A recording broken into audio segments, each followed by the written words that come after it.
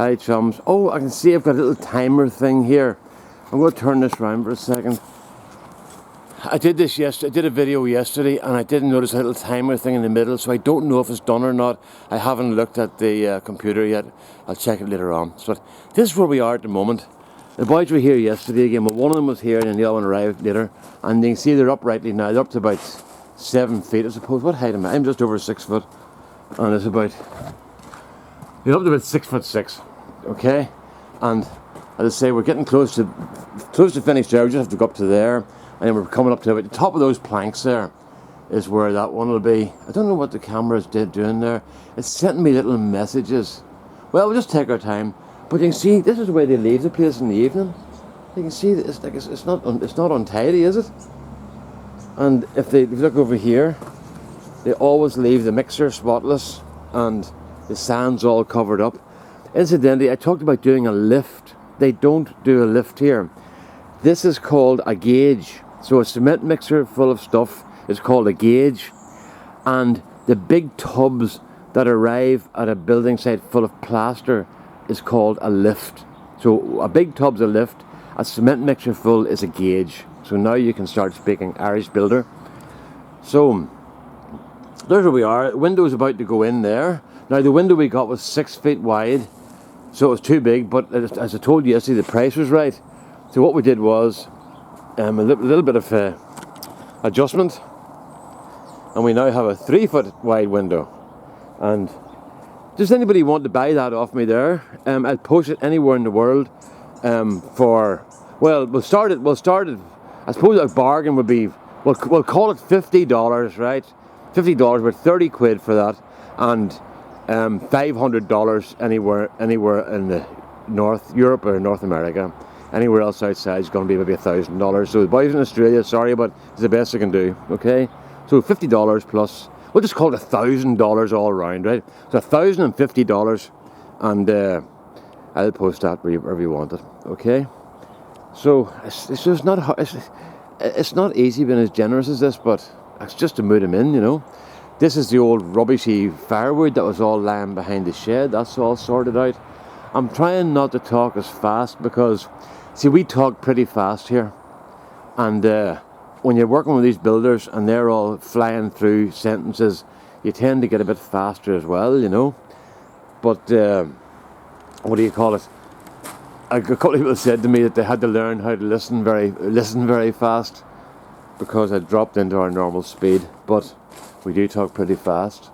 But as I say, this is where we are, and everything is turning into shape. So the roof, we're going to put on either tin like that, the corrugated tin like that stuff, or the box stuff.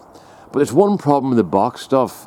The stuff that comes like that there, shaped like sort of like boxes, you screw them onto the roof through the bottom part of the box, not the top. Like, you know, where you screw through the top ridge in these, you screw through the bottom, because there's no, unless you put a spacer inside the other section, you can put a spacer tube in to stop it, you know, but it's screwed down on the bottom one, which I don't think's right. And it's not, I don't think it's right. It's just, it's not the way I think it should be done.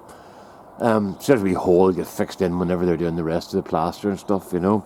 So all quiet here today because the boys are away working their other jobs at the moment, and they're trying to keep me happy and keep about 1,000 other people happy. But you know what's really funny? Listening to them talking about what's happening at their other jobs and how they're trying to juggle things to keep people happy, you know. And it's the problem is they're so good, they're never out of work, you know. They're just really, really busy all the time, you know. So we've got these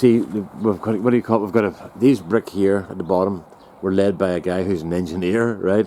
So they're all squared in 3 directions. These brick up here were mostly led by a plasterer who knows he's going to come afterwards and make everything straight. Now, they still look really lovely and straight, but you can see a wee kind of a rise in the middle there. But they'll take that out in the last couple of blocks, last couple of rows.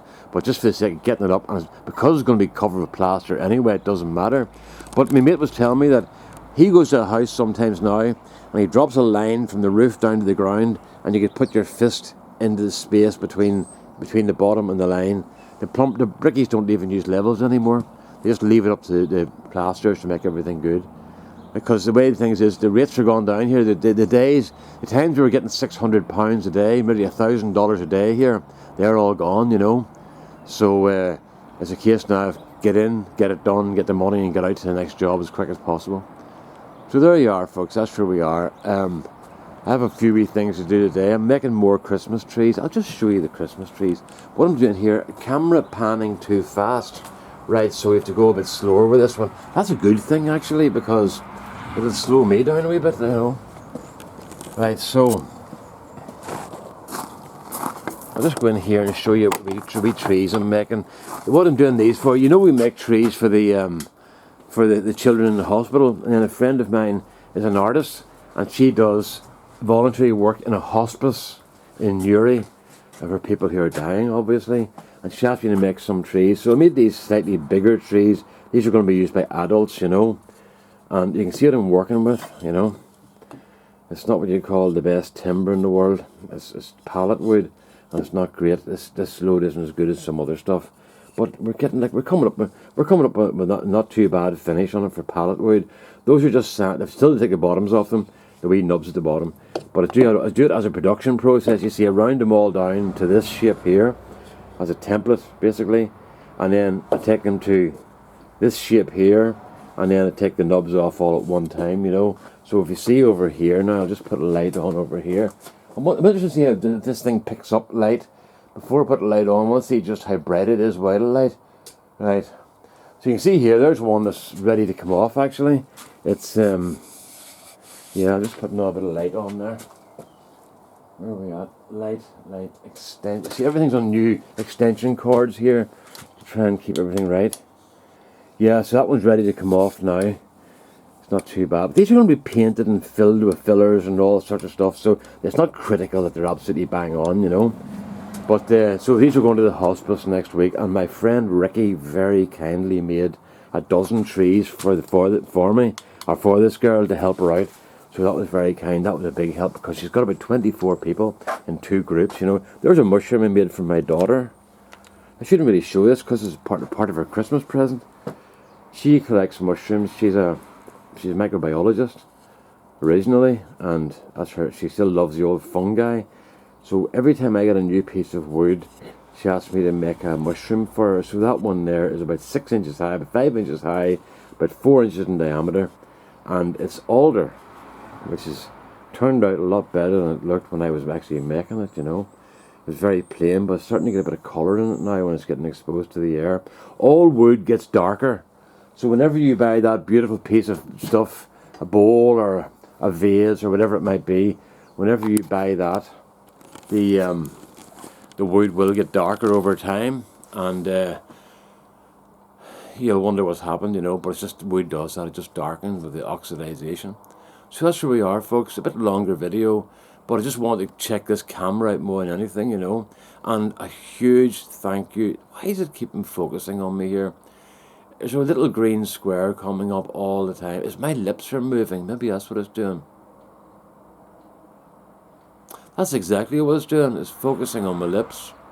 Because when I stopped there, the little green square stopped. So a big thanks to Mike Walt. This is the camera I bought. It's a Panasonic something or other. I don't know what it is. It's a Panasonic. I'll turn the wee door around and see what it says. A Panasonic Full HD, and it's a HCV 180, 10.0 megapixels. So £200. What's that in dollars? About $320 or so. So it was a good wee camera, good cheap camera. No point buying really expensive cameras for this sort of situation you see here. Like if you look at the floor there, that's the sort of situation here all the time. So there's no point in putting a good camera into something like that, you know. So that's it. That'll do okay, folks. Got a few wee things to do here, and a few more of these things to make for next week, so I'll get that done. Okay? All the best now. Bye-bye. Oh, I have a new place to turn the camera off now.